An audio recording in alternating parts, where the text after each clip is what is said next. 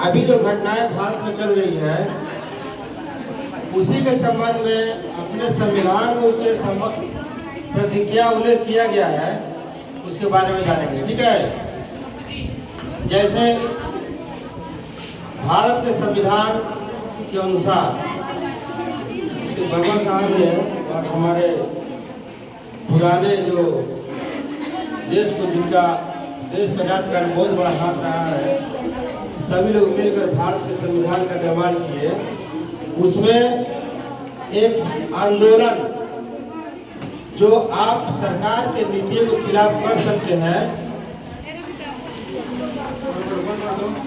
ठीक है, इसमें आंदोलन के क्या प्रारूप हो सकते हैं। तो सबसे पहले देखिए, भारतीय संविधान के अनुसार वाक और अभिव्यक्ति की स्वतंत्रता अनुच्छेद 19(1) के ए में है, यानी आप सरकार के नीतियों के खिलाफ बोलकर या लिखकर सरकार को आप अपना राय मशवरा दे सकते हैं। दूसरा है अनुच्छेद 1 के बी में, जो शांतिपूर्ण तरीके से आप अपना सभा या आंदोलन कर सकते हैं। अभी वर्तमान समय में जो जंतर मंतर पे सरकार के खिलाफ जो आंदोलन चल रहे थे, वह इसी अनुच्छेद के अंतर्गत आता है। अनुच्छेद 19(1) ए का ख कहिए या बी कहिए, ठीक है। यह हमें अनुच्छेद 19(1) बी हमें अनुमति देता है कि अगर सरकार की कोई ऐसी नीति जो जनता को पसंद नहीं है या आपको पसंद नहीं है, तो आप एक निर्धारित जगह पर आंदोलन करने के लिए, इकट्ठा होने के लिए या सभा करने के लिए आप अनुमति ले सकते हैं, और अनुमति लेकर उस सभा स्थल पर आप सभा करेंगे जिस जगह के लिए आपने अनुमति लिया है। लेकिन इसके आंदोलन के कुछ शर्तें भी हैं, यानी अगर आंदोलन करने का अधिकार आपको प्राप्त सरकार ने दिया है, संविधान ने दिया है, तो उसके कुछ मानक भी तय किए गए हैं। जैसे आप आंदोलन करते समय किसी व्यक्ति के प्रति अभद्र बात नहीं बोल सकते हैं, किसी भी व्यक्ति को गाली गलौज नहीं दे सकते हैं, और आंदोलन करते समय या सभा करते समय आप लाठी, डंडा, तलवार, भाला, गलास या किसी प्रकार के हिंसक हथियार का प्रयोग नहीं कर सकते हैं। आपको बिल्कुल शांति तरीके से करना होगा, और किसी भी निजी या सरकारी संपत्ति का आप नुकसान नहीं कर सकते हैं। जैसे आजकल आप देखिएगा, अपने बिहार में भी आंदोलन हुआ, तो बहुत छपरा में, सिवान में, पटना में, बहुत सारी जगहों पर पुलिस की गाड़ियां फूंक दी गई, जला दी गई, पलटा दी गई, पीट कर लाठी से, पत्थर से कुछ दिया गया, सरकारी सीसीटीवी कैमरे तोड़ दिए गए, बैनर तोड़ दिया गया। तो यह इस आंदोलन का हिस्सा नहीं हो सकता है, यह गलत बात है। आप आंदोलन शांतिपूर्ण तरीके से कर सकते हैं, यानी आप रोड भी जाम नहीं, सड़क को जाम नहीं कर सकते। सड़क जाम करेंगे तो पब्लिक आने जाने में परेशानी होगी, आपको जाम करने का अधिकार नहीं है, ठीक है। और किसी भी व्यक्ति को गाली दीजिए, उसकी माँ को गाली दीजिए, बहन को गाली दीजिए, या किसी अधिकारी को गाली दीजिए, किसी के ऊपर हाथ छोड़ दीजिए, मारा पीट कीजिए, या ये जो अनुच्छेद है, अनुच्छेद 19(1) का भी, यह हमें किसी भी तरीके से अनुमति नहीं देता है। हम इसके विरोध में जाकर दंडात्मक कार्य नहीं कर सकते हैं।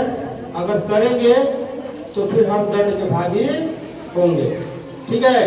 आपको अपना अधिकार रखने का हक है, आप रख सकते हैं।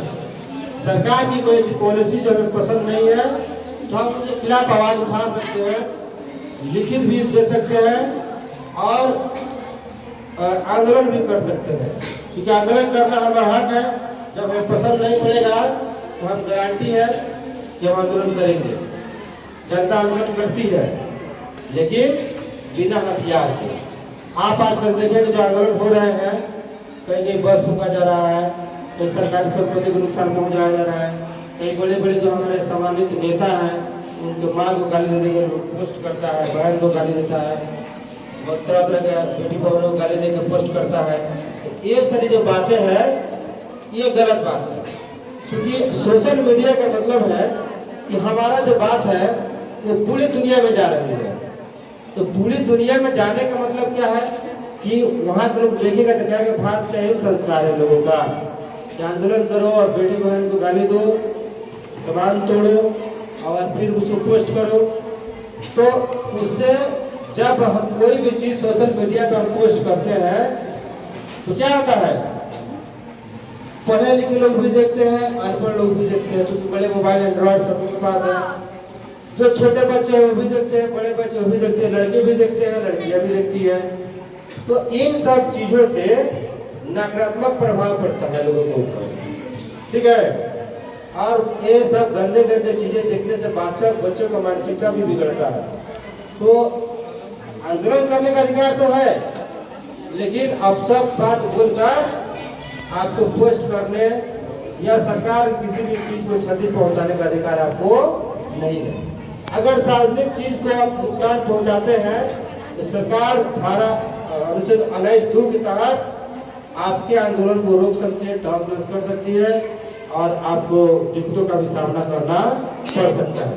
आंदोलन का जो स्लोगन भी है, जैसे आवाज उठाओ पर हम शांति से उठाना है, आवाज उठाना है लेकिन शांति से उठाना है, बिना तोड़ फोड़ और बिना हथियार के आप आंदोलन कर सकते हैं। यानी हथियार के साथ कोई भी गोला बारूद बंदूक लाठी भाला एक स्टिक तक आप लेकर नहीं जा सकते आंदोलन में। इसका हक है, इस संविधान में यह देता है। उसके बाद संविधान देता है आंदोलन करने को करो बेधड़क, यानी आपको आंदोलन करने की आजादी है लेकिन शांति तरीके से। आप अशांति तरीके से आंदोलन नहीं कर सकते। आप आज का जो आंदोलन हो रहे हैं देखेंगे, पुलिस को भी लोग मार रहा है, उसका वर्दी फाड़ दे रहा है, कहीं हथियार छीन ले रहा है, गाड़ी कूद दे रहा है। यह असंवैधानिक बातें हैं और यह गलत बातें हैं। इस तरीके का आंदोलन आप नहीं कर सकते इसके, और इस आंदोलन का अंजाम आप नहीं दे सकते हैं। उसके बाद है बोलने का हक, साथ चलने का हक।